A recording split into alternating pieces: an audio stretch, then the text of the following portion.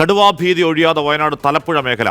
തലപ്പുഴ കമ്പിപ്പാലത്തെ ജനവാസ മേഖലയിൽ കടുവയുടെ കാൽപ്പാടുകൾ കണ്ടെത്തി. കടുവയുടെ സാന്നിധ്യം ഉണ്ടായിട്ടും വനം വകുപ്പിന് അലംഭാവം എന്ന് നാട്ടുകാർ ആരോപിക്കുകയുമാണ്.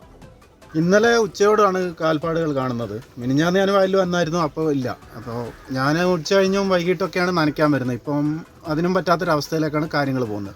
പന്നി, കുരങ്ങ്, മുള്ളൻ ഇവരൊക്കെ പേടിച്ച് ഇപ്പോൾ ഇതിന് പുറമെ ഈ കടുവയും പുലിയും. കാരണം ഇഷ്ടംപോലെ ജനങ്ങൾ താമസിക്കുന്ന സ്ഥലമാണ്.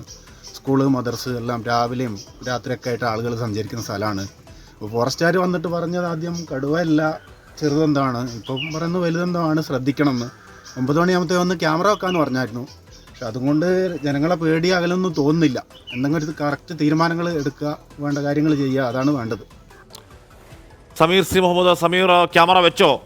ഇത് കടുവയുടെ കാൽപ്പാട് തന്നെയാണ് എന്ന് വനം വകുപ്പ് സ്ഥിരീകരിക്കുന്നുണ്ടോ? ഹാഷ്മി, വനംവകുപ്പ് ഉദ്യോഗസ്ഥർ ഇവിടെ എത്തിയിട്ടുണ്ട്. ഇപ്പോൾ പരിശോധന നടത്തിക്കൊണ്ടിരിക്കുകയാണ്. ആദ്യഘട്ടത്തിൽ ക്യാമറ സ്ഥാപിക്കും, അതിനുള്ള നടപടികൾ ആരംഭിച്ചിട്ടുണ്ട്. വലിയ ഭീതിയിലാണ് പ്രദേശവാസികൾ. അവിടെ വലിയ രീതിയിൽ ജനങ്ങളുള്ള ഒരു മേഖലയിലേക്കാണ് ഇപ്പോൾ ഈ വിധത്തിൽ കടുവയുടെ സാന്നിധ്യം ഉണ്ട് എന്നുള്ള കാര്യം വരുന്നത്. കടുവയുടെ കാൽപ്പാടുകൾ കണ്ടെത്തിയിട്ടുണ്ട്. വനംവകുപ്പിന്റെ പരിശോധനയിൽ അത് കടുവയുടേതാണ് എന്ന് സ്ഥിരീകരിക്കുന്നുമുണ്ട്. വലിയ ആശങ്ക പ്രദേശവാസികൾ പങ്കുവെക്കുന്നു.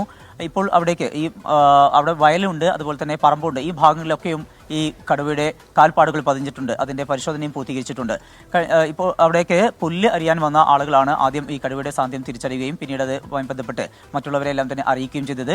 എന്തായാലും അത് കൂട് വെച്ച് അതിനെ പിടിക്കണം, അല്ലാതെ കാര്യമായ രീതിയിൽ ഒരു ക്യാമറ മാത്രം സ്ഥാപിച്ചുകൊണ്ട് തങ്ങളുടെ ആശങ്ക ഒഴിയുന്നില്ല എന്നുള്ള കാര്യമാണ് പ്രദേശവാസികൾ പറയുന്നത്.